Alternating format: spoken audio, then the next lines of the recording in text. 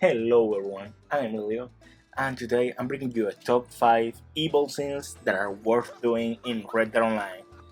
Usually, being a dick in this game is not worth it, or is more trouble than it's worth. But these are 5 small evil scenes that you can do that actually benefit you in some way. And well, isn't it the best time to make a video like this? So, without further ado, let's start. Number 1. Killing the Marshal in the legendary bounty Yukon Nick. Now, get yourself in the Marshal's shoes for a moment. This guy has been captured by one of the meanest son of a bitches in the Wild West. He's been captured, he's been tortured, and he almost becomes barefoot.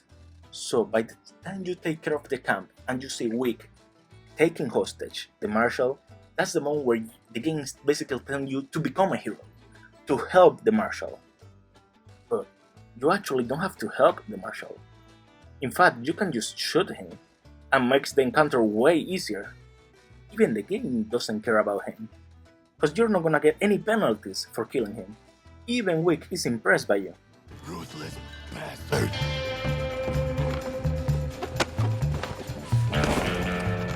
Kind of. Number 2. Killing horses for Deadeye. I don't want to sound like Harriet right now, but killing all animals that you see is bad. Then again, not all animals in this game are the friendliest. If you have any doubts about it, then ask Papa Bear.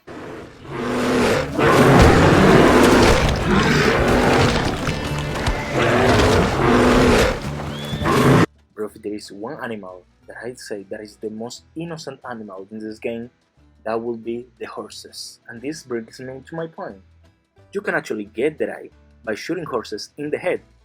It is absolutely cruel, but it can definitely save your life in crucial moments, especially in the early game, when your Deadeye bar is still small and you may not have a Deadeye tonics. Not only that, but even if you're at a high level, you can use this strategy to refill your Deadeye bar completely.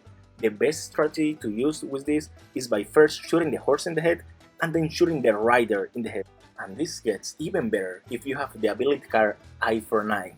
I know this is absolutely cruel, but then again, look at my Deadeye bar. Number 3.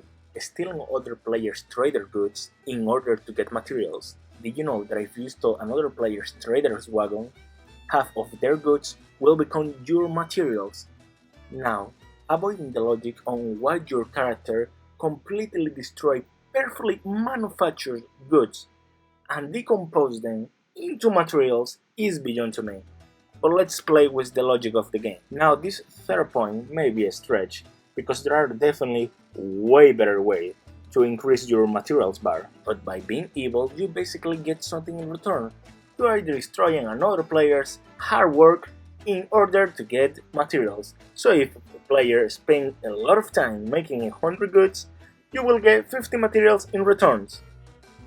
Is it worth it steal another player's wagon in order to get materials? That's up to you. By the way, no player's wagon were stolen while making this video. Number 4. Robbing houses. At this point, you're probably like, what are you talking about, Emilio? There is no way to rob houses in this game. And I have to say, you are absolutely wrong.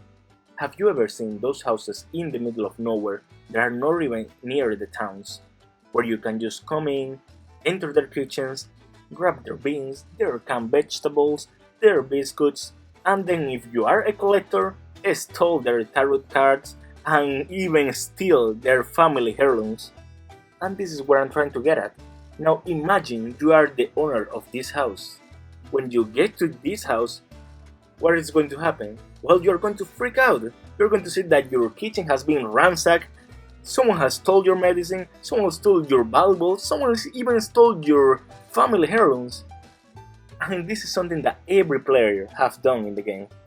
And when you think about it for a moment, it is absolutely messed up and evil. We're not stealing from someone rich that's going to replace everything that got robbed. We're stealing from a poor person. So let's stop thinking about this and let's go to number 5. Number 5. Completing the history missions with the dishonorable approach. This is a small point and definitely something that you don't think much about it, because the honor bar is definitely just for show. But if you complete the history missions with the honorable approach, what do you get? Honor and a bunch of forgettable missions. But now, in the other hand, if you complete the history missions with the dishonorable approach, what do you get? Well, you get one of the best missions in the entire game, robbing a bank. I don't have to say anything else. That's it.